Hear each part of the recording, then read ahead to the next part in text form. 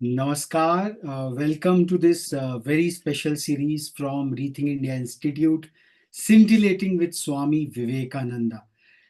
We all know the historic address of Swami Vivekananda on 9/11/1893.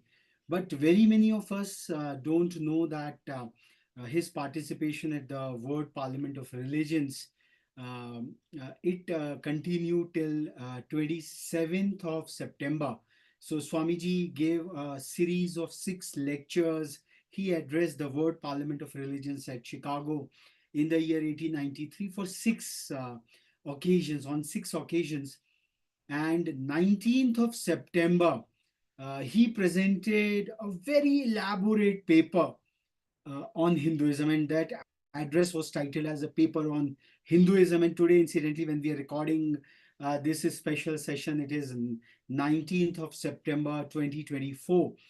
And we felt like our entire community of young learners and their mentors, the faculty members, and everyone to understand Hinduism per se from the very authentic and authoritative eye lens of none other than Swami Vivekananda.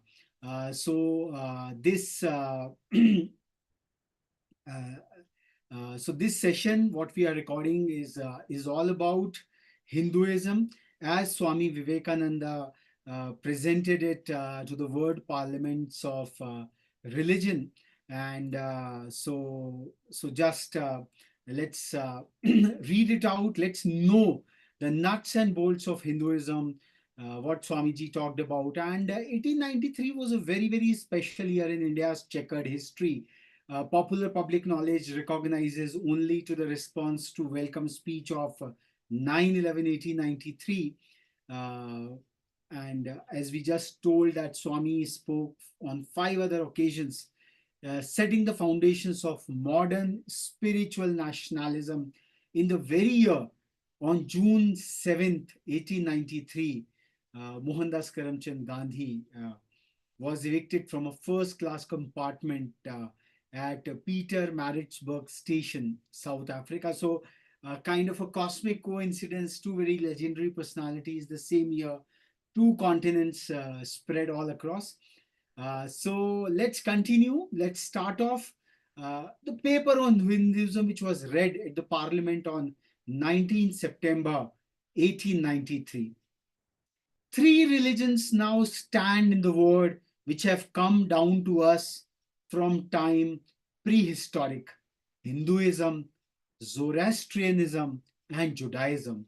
They have all received tremendous shocks, and all of them prove by their survival their internal strength. But while Judaism failed to absorb Christianity and was driven out of its place of birth by its all conquering daughter, and a handful of Parsis is all that remains to tell the tale of their grand religion. Sect after sect arose in India and seemed to shake the religion of the Vedas to its very foundations. But like the waters of the seashore in a tremendous earthquake, it receded only for a while, only to return in an all absorbing flood, 1,000 times more vigorous. And when the tumult of the rush was over, these sects were all sucked in, absorbed, and assimilated into the immense body of the mother faith. So, this is the power of Hinduism. Swami Vivekananda is unleashing at the World Parliament of Religions. From the high spiritual flights of the Vedanta philosophy, of which the latest discoveries of science seem like echoes, to the low ideas of idolatry with its multifarious mythology, the agnosticism of the Buddhists, and the atheism of the Jains, each and all have a place in the Hindu's religion. Where then the question arises, where is the common center to which all these widely diverging radii converge? Where is the common basis upon which all these seemingly hopeless contradictions rest? And this is the question I shall attempt to answer. So, the centroid of Hinduism, Swamiji is entailing at the word Parliament of Religions next. The Hindus have received their religion through revelation, the Vedas. They hold that the Vedas are without beginning and without end. It may sound ludicrous to this audience how a book can be without beginning or an end. But by the Vedas, no books are meant. They mean the accumulated treasury of spiritual laws discovered by different persons in different times.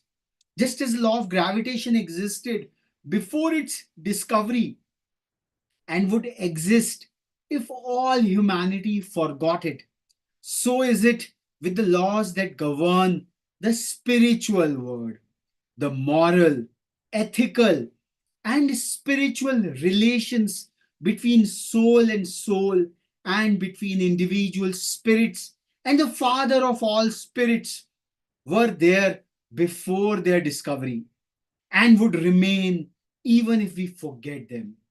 So the discoverers of these laws are called rishis, and we honor them as perfected beings. I'm glad to tell this audience that some of the very greatest of them were women. Here it may be said that these laws as laws may be without end, but they must have had a beginning. The Vedas teach us that creation is without beginning or end. Science is said to have proved that the sum total of cosmic energy is always the same. Then, if there was a time when nothing existed, where was all this manifested energy? Some say it was in a potential form in God. In that case, God is sometimes potential and sometimes kinetic, which would make him mutable. Everything mutable is a compound, and everything compound must undergo that change, which is called destruction. So God would die, which is absurd. Therefore, there never was a time when there was no creation. If I may be allowed to use a simile, creation and creator are two lines without beginning and without end, running parallel to each other. God is the ever active providence by whose power systems after systems are being evolved out of chaos, made to run for a time and again destroyed. This is what the Brahmin boy repeats every day. The sun and the moon the Lord created like the suns and moons of previous cycles, and this agrees with modern science. Here I stand, and if I shut my eyes to conceive my existence, I, I, I. What is the idea before me? The idea of a body. Am I? Then nothing but a combination of material substances. The Vedas declare, no, I am a spirit living in a body. I am not the body. The body will die, but I shall not die. Here am I in this body. It will fall, but I shall go on living. I had also a past. The soul was not created, for creation means a combination, which means a certain future dissolution. If then the soul was created, it must die. Some are born happy, enjoy perfect health with beautiful body, mental vigor, and all wants supplied. Others are born miserable. Some are without hands or feet. Others again are idiots and only drag on a wretched existence. Why, if they are all created, Why does a just and merciful God create one happy and another unhappy? Why is he so partial? Nor would it mend matters in the least to hold that those who are miserable in life in this life will be happy in a future one. Why should a man be miserable even here in the reign of a just and merciful God? So Swamiji invoked these questions just to establish the aphorisms of the Vedas, the timeless wisdom of the Vedas, the Hindu pantheon. So, in the second place, the idea of a creator God does not explain the anomaly, but simply expresses the cruel fiat of an all powerful being. There must have been causes then, before his birth, to make a man miserable or happy, and those were his past actions. Are not all the tendencies of the mind and body accounted for by inherited aptitude?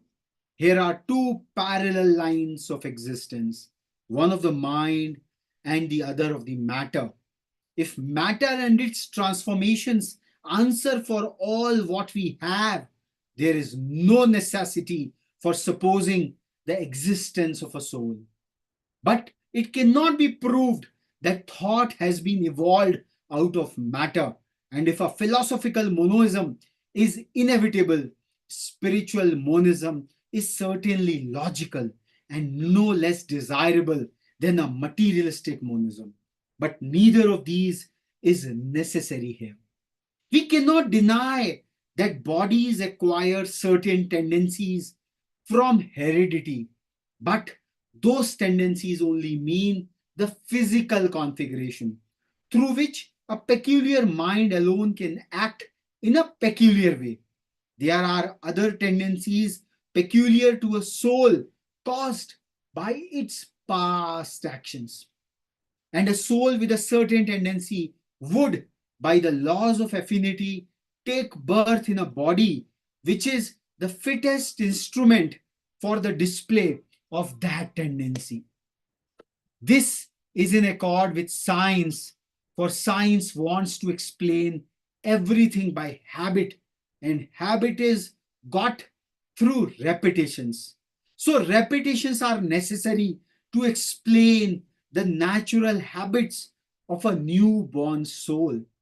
And since they were not obtained in this present life, they must have come down from the past lives. There is another suggestion. Taking all these for granted, how is it that I do not remember anything of my past life? This can be easily explained. I am now speaking English. It is not my mother tongue. In fact, no words of my mother tongue are now present in my consciousness.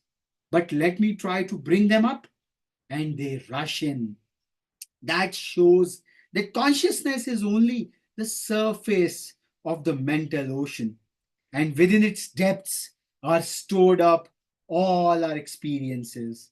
Try and struggle, they would come up, and you would be conscious even of your past life. This is direct and demonstrative evidence. Verification is the perfect proof of a theory, and here is the challenge thrown to the world by the rishis. We have discovered the secret by which the very depths of the ocean of memory can be stirred up. Try it, and you would get a complete reminiscence of your past life. So then the Hindu believes that he is a spirit, him the sword cannot pierce, him the fire cannot burn, him the water cannot melt, him the air cannot dry. The Hindu believes that every soul is a circle whose circumference is nowhere, but whose center is located in the body, and that death means the change of this center from body to body. Nor is the soul bound by the conditions of matter. In its very essence, it is free, unbounded. holy, pure, and perfect. But somehow or other, it finds itself tied down to matter and thinks of itself as matter. Why should the free, perfect, and pure being be thus under the thraldom of matter? Is the next question. How can the perfect soul be deluded into the belief that it is imperfect? We have been told that the Hindus shirk the question and say that no such question can be there. Some thinkers want to answer it by positing one or more quasi perfect beings and use big scientific names to fill up the gap. But naming is not explaining. The question remains the same. How can the perfect become the quasi perfect? How can the pure, the absolute, change even a microscopic particle of its nature? But the Hindu is sincere. He does not want to take shelter under sophistry. He is brave enough to face the question in a manly fashion. And his answer is, I do not know. I do not know how the perfect being, the soul, came to think of itself as imperfect, as joined to and conditioned by matter. But the fact is a fact for all that. It is a fact in everybody's consciousness that one thinks of oneself as the body. The Hindu does not attempt to explain why one thinks one is the body. The answer that it is the will of God is no explanation. This is nothing more than what the Hindu says, I do not know. So, well, then, the human soul is eternal and immortal, perfect and infinite, and death means only a change of center from one body to another. The present is determined by your past actions and the future by the present. The soul will go on evolving up and or reverting back from birth to birth and death to death. But here is another question. Is man a tiny boat in a tempest, raised one moment on the foamy crest of a billow and dashed down into a yawning chasm the next, rolling to and fro at the mercy of good and bad actions? A powerless, helpless wreck in an ever raging, ever rushing, uncompromising current of cause and effect. A little moth placed under the wheel of causation, which rolls on crushing everything in its way and waits not for the widow's tears or the orphan's cry. The heart sinks at the idea, yet this is the law of nature. Is there no hope? Is there no escape? Was the cry that went up from the bottom of the heart of despair. It reached the throne of mercy, and words of hope and consolation came down and inspired a Vedic sage. And he stood up before the word and in trumpet voice proclaimed the glad tidings. Hear, ye children of immortal bliss, even ye that reside in higher spheres. I have found the ancient one who is beyond all darkness, all delusion. Knowing him alone, you shall be saved from death over again. Children of immortal bliss, what a sweet but a hopeful name. Allow me to call you brethren by that sweet name, heirs of immortal bliss. Yeah, the Hindu refuses to call you sinners. Ye are the children of God, the sharers of immortal bliss, holy and perfect beings. Ye divinities on earth, sinners, it is a sin to call a man so. It is a standing libel on human nature. Come up, O lions, and shake off the delusion that you are sheep. Your souls immortal, spirits free, blessed and eternal. Ye are not matter. Ye are not bodies. Matter is your servant, not you, the servant of matter.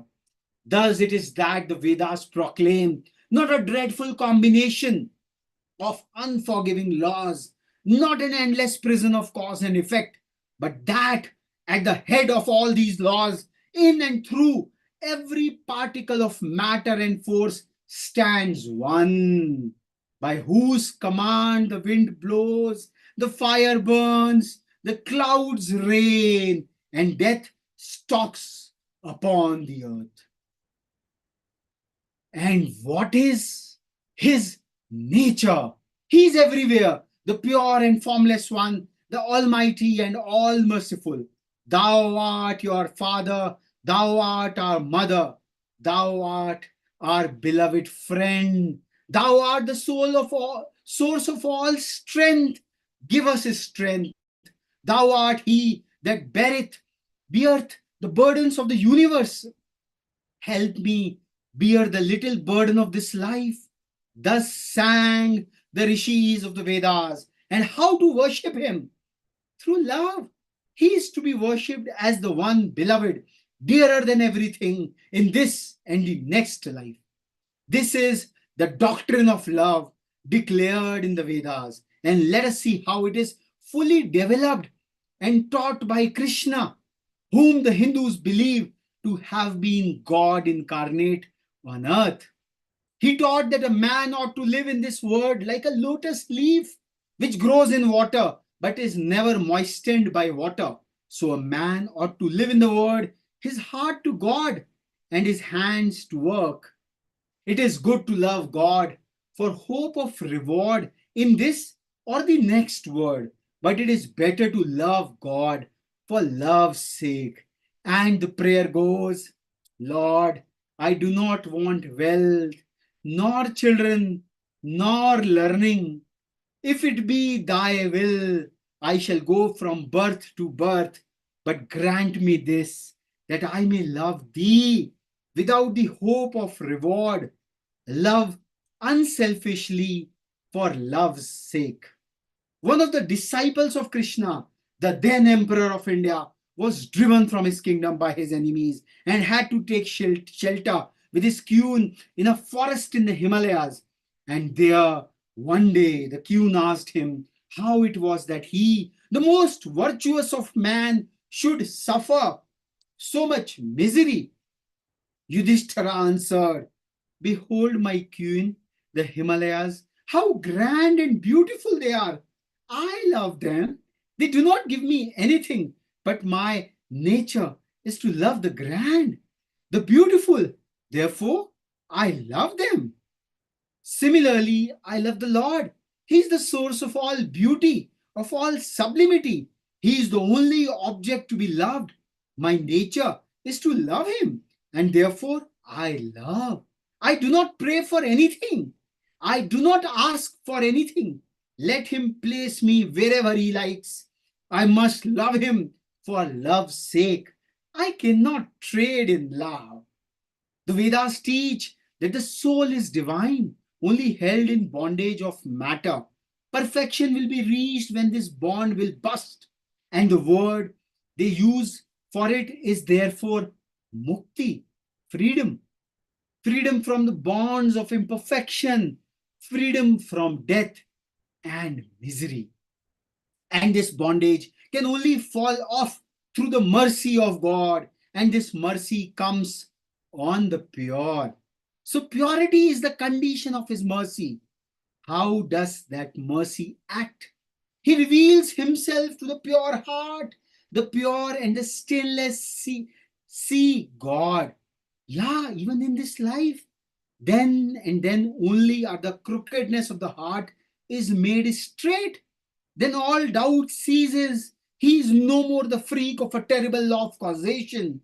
This is the very center, the very vital conception of Hinduism. The Hindu does not want to live upon words and theories. If there are existences beyond the ordinary sensuous existence, he wants to come face to face with them. If there is a soul in him which is not matter, if there is an all merciful universal soul, he will go to him direct. He must see him, and that alone can destroy all doubts. So, the best proof a Hindu sage gives about the soul, about God, is I have seen the soul, I have seen God. And that is the only condition of perfection. The Hindu religion does not consist in struggles and attempts to believe a certain doctrine or dogma, but in realizing, not in believing, but in being and becoming. Thus, the whole object of their system is by constant struggle to become perfect, to become divine, to reach God and see God. And this reaching God, seeing God, becoming perfect, even as the Father in heaven is perfect, constitutes the religion of the Hindus. And what becomes of a man when he attains perfection? He lives in a life of bliss, infinite. He enjoys infinite and perfect bliss, having obtained the only thing in which man ought to have pleasure, namely God, and enjoys the bliss with God. So far, all the Hindus are agreed. This is the common religion of all sects of India. But then, perfection is absolute, and the absolute cannot be two or three. It cannot have qualities, it cannot be an individual. And so, when a soul becomes perfect and absolute, it must become one with the Brahman. And it would only realize the Lord as the perfection, the reality of its own nature and existence, the existence absolute, knowledge absolute, and bliss absolute. We have often and often read this called the losing of individuality and becoming a stock or a stone. He jests as scars that never felt a wound. I tell you, it is nothing of the kind.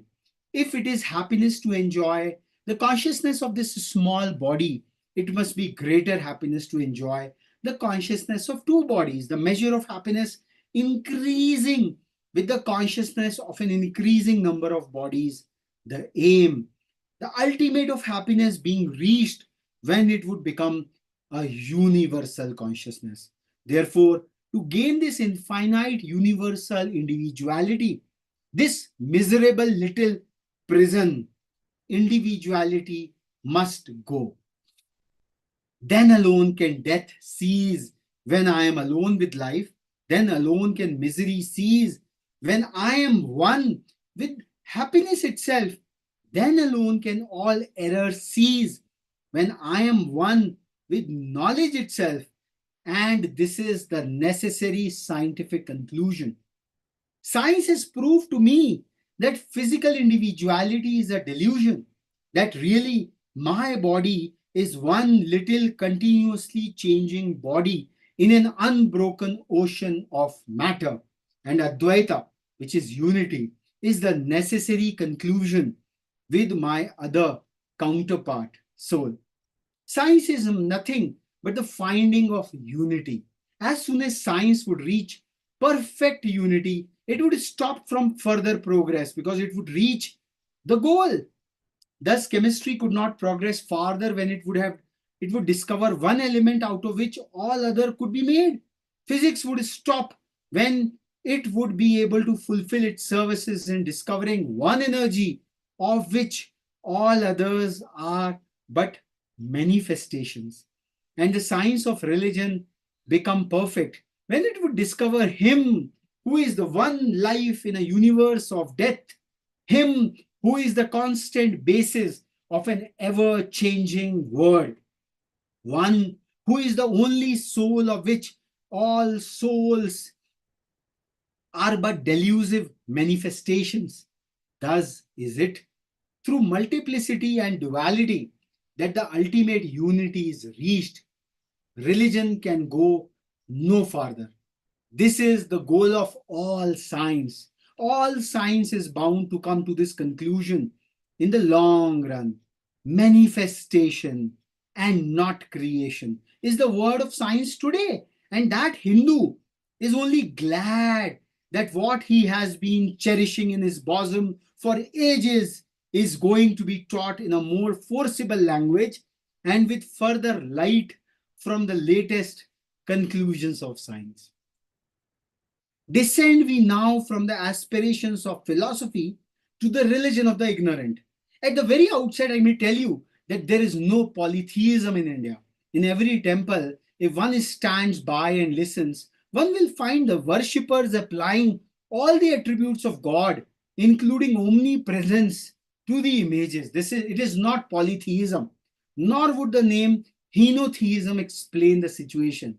The rose called by any other name would smell as sweet. Names are not explanations. I remember as a boy hearing a Christian missionary preach to a crowd in India. Among other sweet things, he was telling them that if he gave a blow to their idol with his stick, what could it do? One of his hearers sharply answered, "If I abuse your God, what can he do?" "You would be punished," said the preacher, "when you die. So my idol will punish you when you die," retorted the Hindu. "The tree is known by its fruits. When I have seen amongst them that are called idolaters, men, the like of whom in morality and spirituality and love I have never seen anywhere, I stop and ask myself, can sin beget holiness? Superstition is a great enemy of man, but bigotry is worse. Why does a Christian go to church? Why is the cross holy? Why is the face turned towards the sky in prayer? Why are there so many images in the Catholic Church? Why are there so many images in the minds of Protestants when they pray? My brethren, we can no more think about anything without a mental image than we can live without breathing. By the law of association, the material images calls up the mental idea and vice versa. This is why the Hindu uses an external symbol when he worships.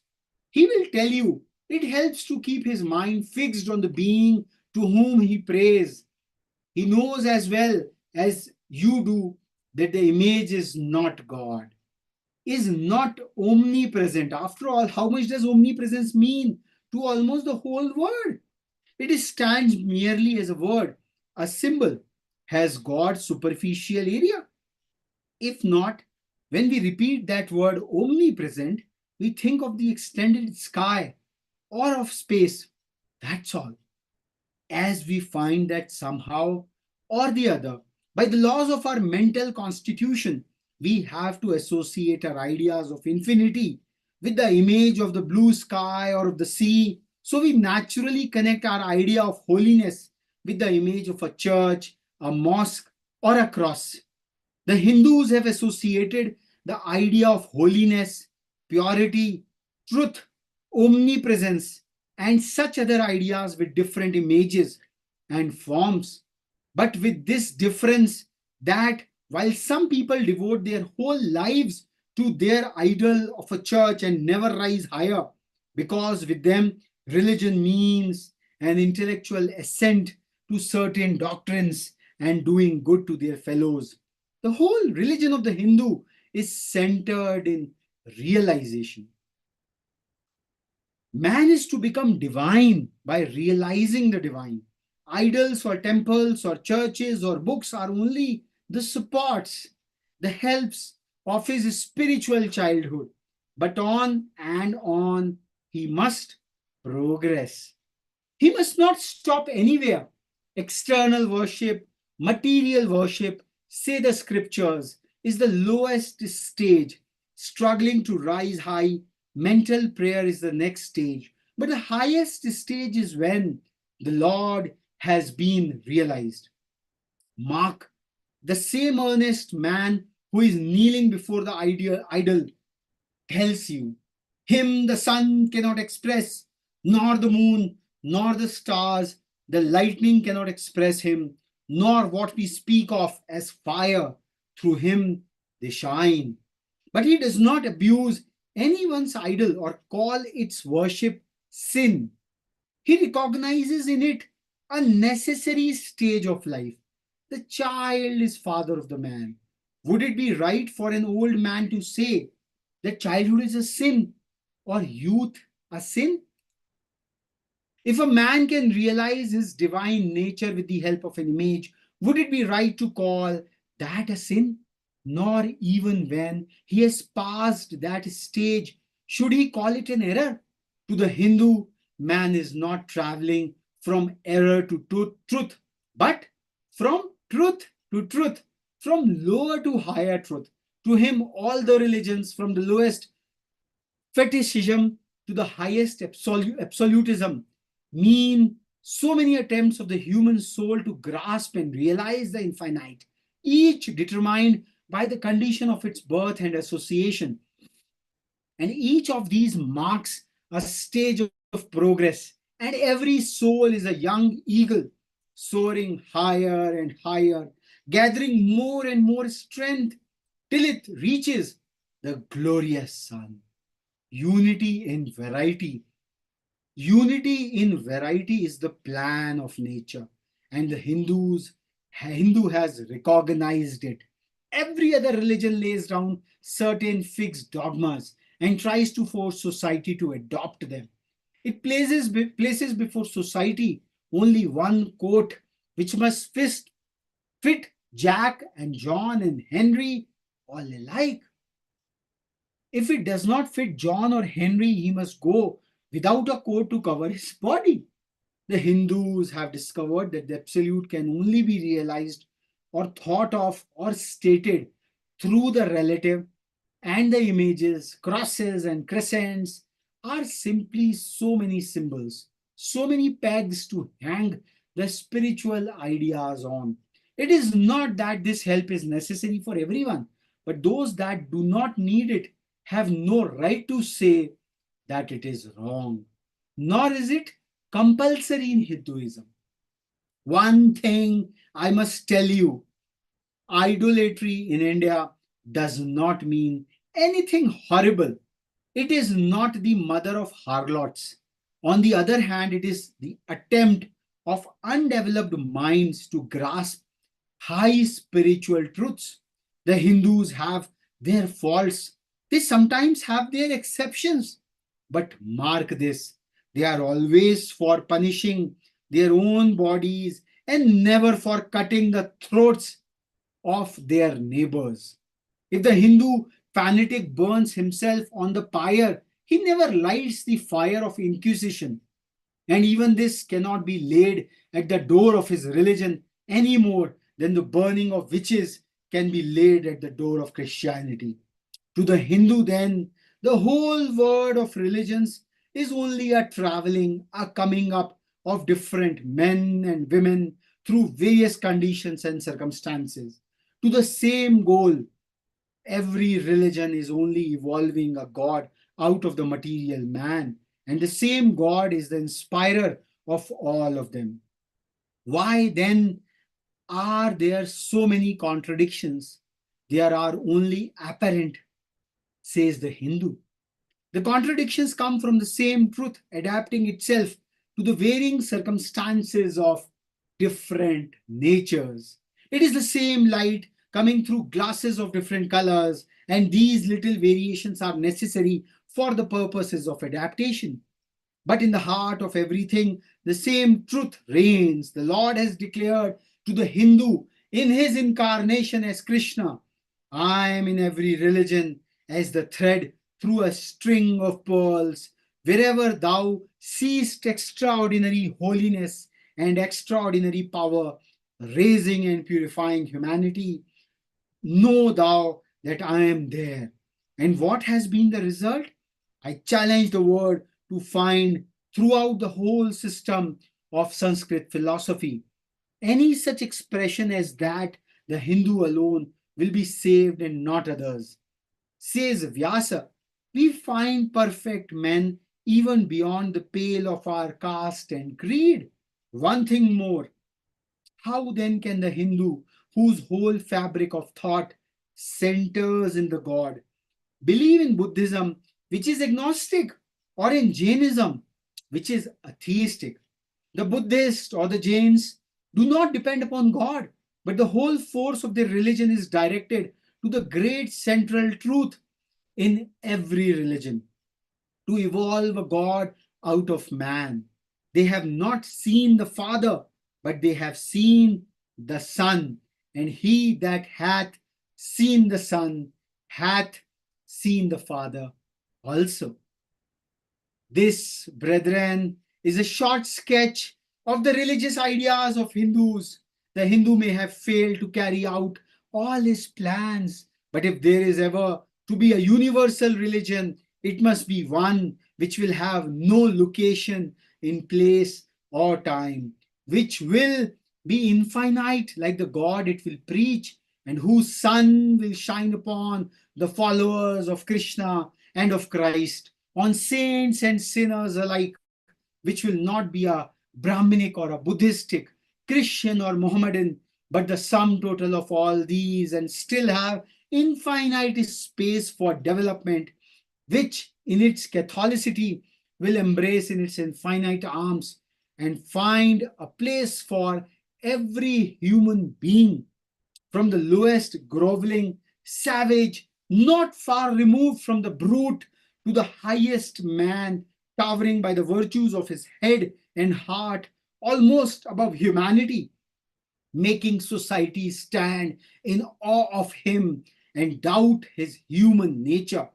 It will be a religion which will have no place for persecution or intolerance in its polity, which will recognize divinity in every man and woman, and whose whole scope, whose whole force will be created in aiding humanity to realize its own true divine nature. Offer such a religion, and all the nations will follow you. Ashoka's council was a council of the Buddhist faith. Akbar's, though more to the purpose, was only a parlor meeting. It was reserved for America to proclaim to all quarters of the globe that the Lord is in every religion. May he who is the Brahman of the Hindus, the Ahura Mazda of the Zoroastrians, the Buddha of the Buddhists, the Jehovah of the Jews, the Father in heaven of the Christians, give his strength to you to carry out your noble idea. The star arose in the east. It traveled steadily towards the west, sometimes dimmed and sometimes effulgent, till it made a circuit of the world. And now it is again rising on the very horizon of the east, the borders of the Sampo, a thousandfold more effulgent than it ever was before. Hail, Columbia, motherland of liberty! It has been given to thee, who never dipped her hand in her neighbor's blood, who never found out that the shortest way of becoming rich was by robbing one's neighbors. It has been given to thee to march at the vanguard of civilization with the flag of harmony. So, friends, this was a very illustrious paper of Swami Vivekananda on Hinduism, which encapsulated the vast philosophical tenet of Sanatan Dharma, as we call it, to the Western audience in such a vivid and an emphatic manner. We hope that this small attempt from the House of Rethink India would really come handy in exploring and unraveling the paper on Hinduism, the philosophical nuggets therein, and it will tickle a deeper inquiry and inquisitiveness for the experiential part of it, realization of God, as Swamiji talked about it. It's beyond intellectual skullduggery. It is all about realization. With this, we close this. This was our humble way of commemorating 19th of September, because on this day, this paper on Hinduism was read at the World Parliament of Religions in the year 1893. We would be reading out similarly another paper, Religion Not the Crying Need of India, on 20th of September. So stay tuned for that exhortation as well. Namaskar.